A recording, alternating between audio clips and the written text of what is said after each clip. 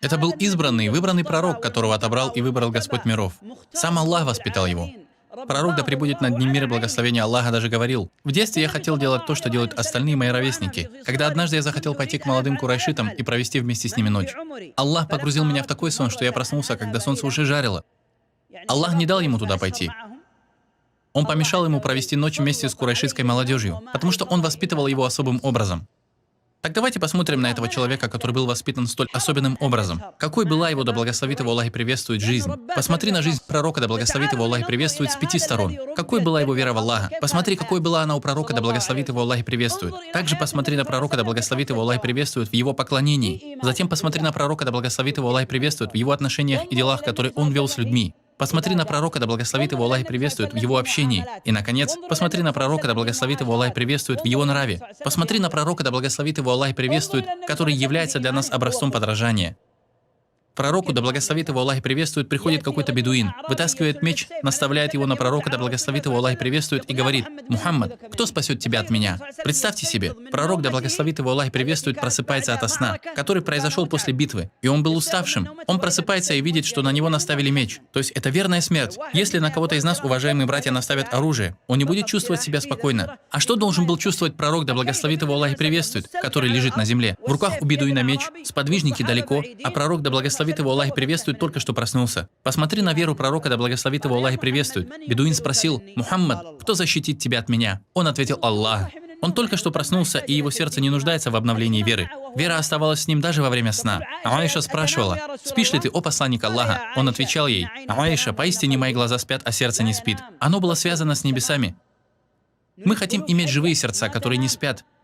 Кто-то спит пару часов, потом просыпается, готовясь к встрече с Всевышним Аллахом, выстаивает ночь в намазе, молится, поминает Аллаха, читает Коран. Это живое сердце. Аиша, поистине мои глаза спят, а сердце не спит. Такой была вера пророка, да благословит его Аллах и приветствует.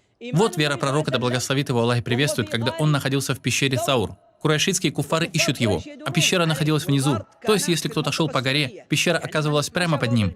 Абу Бакр говорил: если бы кто-то из них посмотрел себе под ноги, он бы увидел нас. То есть, если бы он просто наклонил голову, посмотрел бы на ремешки своих сандалий, он бы увидел нас. А у пророка, да благословит его Аллах и приветствует, ни один волос не зашевелился. Он говорит: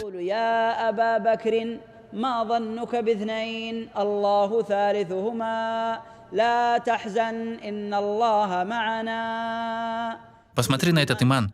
Он не переживает. Аллах же с нами. Всевышний Аллах со мной, когда я болен. Аллах со мной, когда у меня беда. Аллах со мной, когда мне угрожают. Аллах со мной, когда я беден. Аллах со мной. Не скорби, ибо Аллах с нами.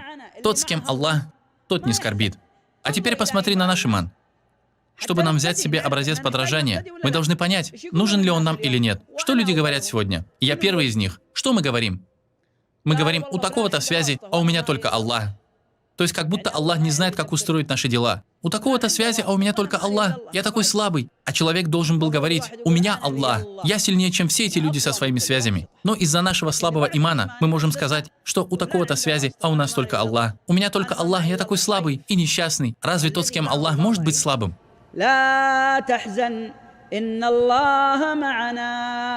Аллах сильный, Аллах великий, Аллах владыка, Аллах устроитель всех дел. И ты будешь бедным и несчастным после того, как с тобой Аллах? Второе. Посмотри, как пророк, да благословит его Аллах и приветствует, поклонялся Аллаху. Он сказал: молитесь так, как видели молящимся меня. Посмотри на то, каким пророк, да благословит его Аллах и приветствует, был в своем ибадате. Как он заходил в поклонение, каким был его намаз, как он, да благословит его Аллах и приветствует, поминал Аллаха, как он читал Коран, как проходил его Рамадан, как он постился, как он выплачивал закят, как он делал дуа. В день Арафа пророк, да благословит его Аллах и приветствует, поднял свои руки в дуа на зухр и опустил их только на магриб. Сколько прошло часов? Если бы мы посчитали это сегодня, вышло бы примерно 5 часов. Причем он опустил свои руки просто для того, чтобы попить молока. И если бы Салема не отправила ему это молоко, он бы не выпил его. Но она отправила его. Она сказала, что не уверена, держит ли посланник Аллаха, да благословит его Аллах и приветствует, пост или нет. Но сказала: отнесите ему молока. Пророк, да благословит его Аллах и приветствует, не отказывается от молока и меда. Отнесите ему молока. Когда ему принесли молока, он опустил руки, выпил, после чего опять поднял руки в дуа. Посмотри на это поклонение. На дуа. Как много и часто он связывался с Всевышним Аллахом. Что касается его намаза, то Ибн Мас'уд рассказывает: я читал намаз вместе с пророком, да благословит его Аллах и приветствует. Он начал читать суры Аль-Бакара. Аль-Бакара. Я сказал себе, он, должно быть, пойдет на руку на 100-м аяте. Затем он сказал, наверное, он сделает поясной поклон в конце суры. Но затем он начал читать суру Ан-Ниса. Я сказал, он пойдет на поясной поклон, когда закончит читать суру Ан-Ниса. Но он начал читать суру Аль-Имран и не пошел на руку, пока полностью не закончил ее читать. Это примерно сколько? Около 6 джузов. Именно столько прочитал пророк, да благословит его Аллах и приветствует. Посмотрите, каким обширным и большим было его поклонение. Видели ли вы того, кто проявляет недовольство при совершении поклонения? У этого человека проблема. Клянусь Аллахом, братья, мы должны быть честными сами с собой. Знаете, не сегодня-завтра мы можем умереть, и мы должны быть честными. Знаете, если человек так нервничает во время совершения поклонения, значит, у него в сердце проблема. Почему? Потому что ты с Аллахом, и тебе не нравится быть с Аллахом. Ты хочешь побыстрее все это закончить. Если кто-то хочет прервать свои отношения с тобой, ты скажешь ему, брат, значит, тебе не нравится мое общество. Правда или нет? Хорошо, брат, тогда мы не будем друг другу мешать. Уходи, брат. Правильно? Для нас неприемлемо, когда кто-то встает и уходит с наших собраний.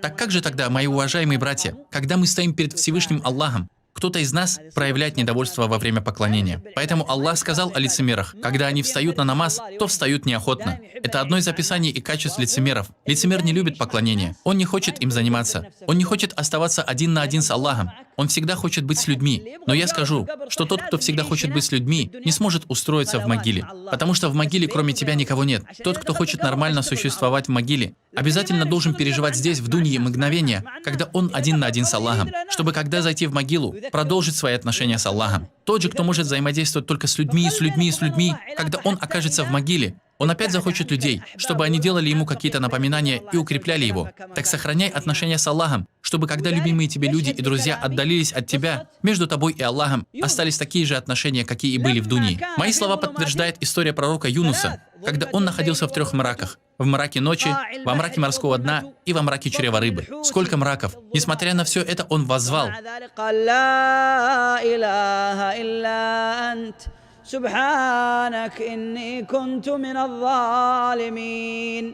Ученые сказали, слова «Ля иляха илля и Субханаллах» решают проблемы. Нет божества, кроме тебя, и пречисты. Эти слова решают проблемы. Так что в тот момент сказали ангелы? Они сказали,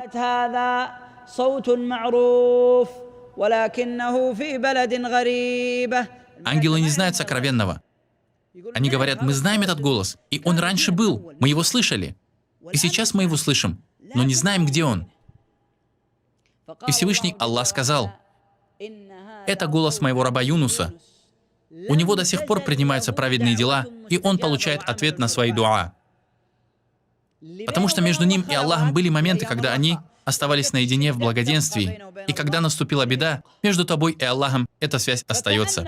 Это чрево рыбы словно могила. Представь, что ты в могиле.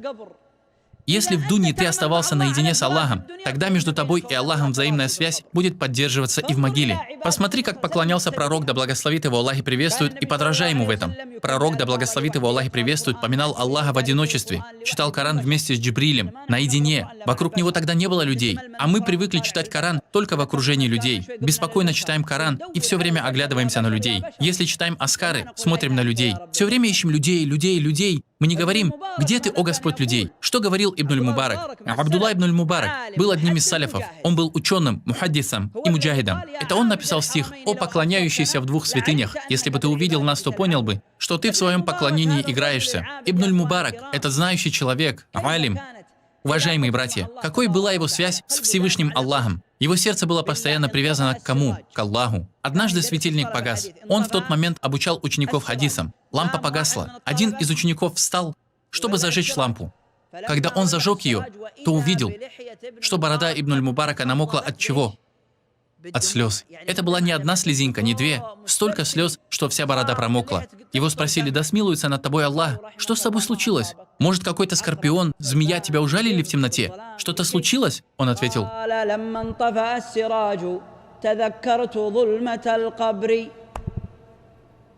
Считанные мгновения, и все сердце сразу же занято Аллахом. Сердца всегда связаны с Господом миров. Сердца никогда не прекращают думать о Господе миров. Такими мы должны быть в ибадате. Ищем ли мы людей, или ищем Господа людей? Хотим ли мы Аллаха, или же хотим людей? Посмотри на то, как ты поклоняешься. 3. Подражай пророку, да благословит его Аллах и приветствует, в своих отношениях и делах с людьми. Когда ты что-то даешь или берешь, занимаешь деньги или отдаешь право людям. Когда пророк, да благословит его Аллах и приветствует, умер, его кольчуга была заложена у иудея. «Пусть я не останусь никому должен». Он сказал ему: «Возьми это. Если я умру, и на мне будет оставаться долг, эта вещь перейдет к тебе во владение». Он не забрал людское имущество, после чего умер и оставил проблемы тем, кто останется после него. В своих делах и отношениях с людьми пророк, да благословит его Аллах и приветствует, стремился к тому, чтобы не забирать у людей что-либо без права на это, притеснять людей. Так что он даже сказал Муазу: «Когда ты придешь в Йемен, не забирай закят». Из чего? Из лучшего их имущества. То есть не забирай лучшее имущество. Когда берешь закят, приходишь к какому-нибудь пастуху верблюдов. Он говорит тебе: этот верблюд стоит 1 000 000, а эта верблюдица 2000. И ты говоришь: «О, давай вот ее на закят». Он сказал: бери из их дополнительного имущества. Бери этот закят из их среднего имущества. То есть пророк, да благословит его Аллах и приветствует, даже в своих отношениях с людьми и делах проявлял великодушие и показывал благородство шариата. Таким образом решались все дела, касающиеся покупок и продаж, взятия в долг, вопросы соседства, когда один сосед общается с другим, и другие отношения. Далее, посмотри на пророка, да благословит его Аллах и приветствует, как он обращался с тем, кто поступал с ним плохо. Однажды к пророку, да благословит его Аллах и приветствует, пришел один иудей и предложил ему свои услуги. Он сказал: «Мухаммад, не хочешь ли ты взять у меня в долг? Я могу дать тебе в долг, проблем нет». Пророк, да благословит его Аллах и приветствует, решил, что это ему нужно. Взял у него в долг. И взял у него в долг в интересах религии. Затем, через какое-то время, до того, как закончился срок, когда надо было отдавать долг, этот иудей пришел к пророку, да благословит его Аллах и приветствует, когда он сидел среди своих сподвижников и сказал: «Мухаммад, ты, о сын Абдуль-Мутталиба, не отдаешь долги». Так он прилюдно обругал пророка, да благословит его Аллах и приветствует. Он спросил его: «Что побудило тебя сказать это?» Он ответил: «Я дал тебе столько-то денег, а ты мне их не вернул». Тогда Умар ибн Хаттаб встал и вытащил меч из ножен. Он сказал: «О посланник Аллаха, разреши мне отрубить ему голову. Он приступил все разумные границы в отношении тебя». Пророк, да благословит его Аллах и приветствует, сказал тогда: «Умар, было бы лучше, если бы ты призвал меня возвращать долги достойным образом, а его достойно требовать. Тебе надо было бы сказать: успокойся, будь сдержан перед посланником Аллаха, да благословит его Аллах и приветствует, а ты, о посланник Аллаха, верни ему долг». Посмотрите на пророка, да благословит его Аллах и приветствует, как он обращался с людьми. Он не сказал: «Молодец, Умар, убей его». Он не проявил вежливости и не оказал мне уважения. Мы бы обрадовались такому предложению, если бы кто-то поступил с нами несправедливо или напал на нас. Но пророк, да благословит его Аллах и приветствует, сказал: «Нет, Умар, возьмите его, верните ему его деньги и добавьте еще». А Умар спросил: «А зачем добавка?» Он ответил: «За то, что ты его испугал. Ты вытащил меч, и человек испугался. Дайте ему добавку». Посмотрите, как пророк, да благословит его Аллах и приветствует, поступал с теми, кто относился к нему плохо. Не просто верни долг, но и дай ему добавку. Да пребудет над ним мир и благословение Аллаха. Далее, посмотри на пророка, да благословит его Аллах и приветствует, как он общался с людьми, как он относился к своим женам. Сколько жен у него было? 9. Он умер, когда у него было 9 жен. А всего он женился на 13 женщинах. Но когда он умер, у него было 9 жен. Всем 9 женам нравилось, как он к ним относился. Как он относился к своим дочерям. Приведите мне дочь, которая бы была так счастлива в жизни, как Фатима.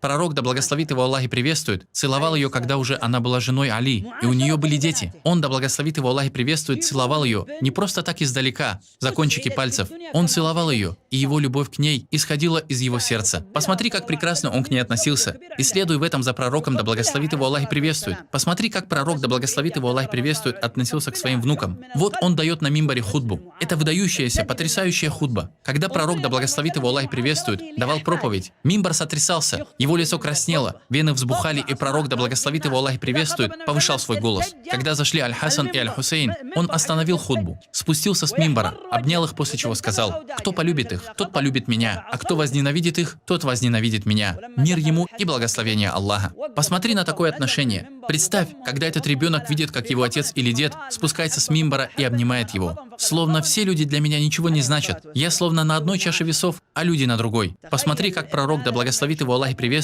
относился к людям. Посмотри, как он относился к Аише. Как я вам уже рассказывал дня 2 назад, в Сахихе Муслима приводится, что один человек пришел к пророку, да благословит его Аллах и приветствует, и сказал: «О посланник Аллаха, я приглашаю тебя на мясной суп». И тот человек был известен своим вкусным супом. То есть, если уж он готовил, то готовил как следует. Пророк, да благословит его Аллах и приветствует, спросил: «А эту приглашаешь? Вот ту женщину, которая внутри». Он не сказал: «Хорошо, я сейчас приду». Посмотри, как прекрасно к ней относился пророк, да благословит его Аллах и приветствует. Он спросил: «А эту приглашаешь?» Сколько лет было пророку, да благословит его Аллах и приветствует? Около 60 лет. А Айше было 18 лет, когда умер пророк, да благословит его Аллах и приветствует. То есть по сравнению с ним, она была очень молодой. И если бы он не взял ее с собой, она не должна была бы злиться или расстраиваться. Пророк, да благословит его Аллах и приветствует, спросил: «А эту приглашаешь?» Тот человек сказал: «Нет, нет, пусть Айша не приходит». Он ответил: «Тогда я тоже не приду. Мы не отвечаем на твое приглашение. Не придем к тебе». Он опять сказал: «О посланник Аллаха, я прошу тебя, приди». Он спросил: «А она?» Второй раз. Он ответил: «Нет». Тогда пророк тоже сказал: «Нет». Он сказал в третий раз: «О посланник Аллаха, мы приглашаем тебя отведать нашего супа». Он спросил: «А она?» Он ответил: «Пусть тоже приходит». Пророк, да благословит его Аллах и приветствует, сказал: «Тогда мы согласны. Если Айша пойдет со мной, я тоже приду». И как приводится в Сахихе Муслима, пророк, да благословит его Аллах и приветствует, вышел вместе с Аишей, и они толкали друг друга, пока не зашли в дом того человека. То есть он клал руку ей на плечо, толкал, и она отталкивала его. И они так шли, пока не пришли к дому того человека, чтобы попробовать мясного супа. Такое вот отношение. Видите, это был Мухаммад, да благословит его Аллах и приветствует. Он лучше, чем все цари, лучше, чем амиры, лучше, чем министры. Он любимец Аллаха. Посмотрите, пророк, да благословит его Аллах и приветствует, не постеснялся сказать истину. Таким было его хорошее отношение. И, наконец, посмотри на пророка, да благословит его Аллах и приветствует. В чем? В его нраве. Итак, ты знаешь о вере пророка, поклонении пророка, отношениях пророка, его делах и теперь нрав пророка. Посмотри, каким был нрав пророка, да благословит его Аллах и приветствует. Он говорил: «Поистине, я был послан для того, чтобы довести благонравие до совершенства». Почему? Разве ты не пришел ради ля иляха илля-Аллах? Он сказал: «Да, но есть одно важное дело, которое вы можете игнорировать в исламе. Это ахляк». Пророк, да благословит его Аллах и приветствует, говорил: «Хадж — это арафа». Только арафа? Нам бросить камешки и уходить в мину? Нет. Он сказал, что самое важное — это арафа. Пророк, да благословит его Аллах и приветствует, говорил, что одна из самых важных задач в религии — это что? Благонравие. Чтобы не было так, что ты, маша Аллах, хафид Корана, знаешь сборники Аль-Бухари и Муслима, но у тебя нет благонравия, ахляка. Поистине, я был послан для того, чтобы довести благонравие до совершенства. Айша говорила, его нравом был Коран, и Аллах с похвалой отозвался о его нраве. Воистину, твой нрав превосходен.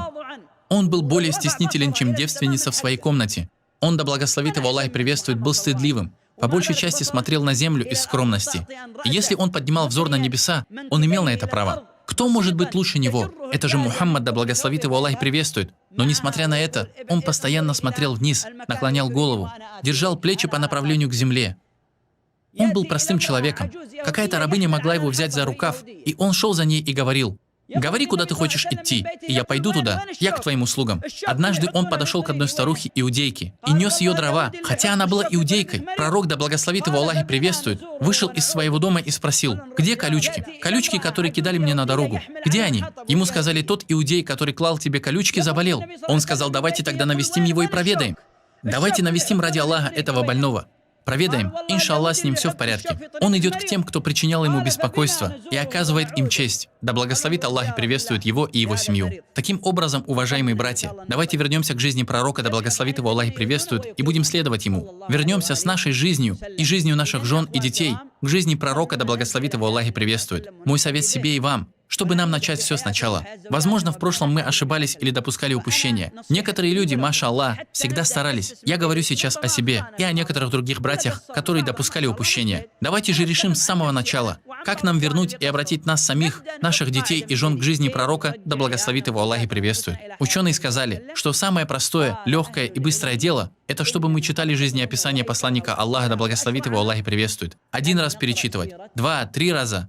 Останавливаться на каких-то событиях его жизни, задумываться о том, как он жил в Мекке, в Медине, с его женами, в обществах, И так каждый раз ты будешь ощущать, что твое сердце, а также сердца твоей жены и детей начинают сильнее любить пророка, да благословит его Аллах и приветствует. И твои дети даже будут порицать какого-то футболиста, танцора, актера и певца. Они скажут: все они нам не нравятся. Раньше мы следовали за ними, но сейчас мы хотим следовать. За кем? За нашим любимым пророком, да благословит его Аллах и приветствует. Потому что он побеждает всех нравственных людей и всех людей искусства. И я прошу Аллаха наставить нас и вас к тому, чтобы мы ежедневно до самой смерти рассказывали и упоминали что-то из жизни пророка, да благословит его Аллах и приветствует.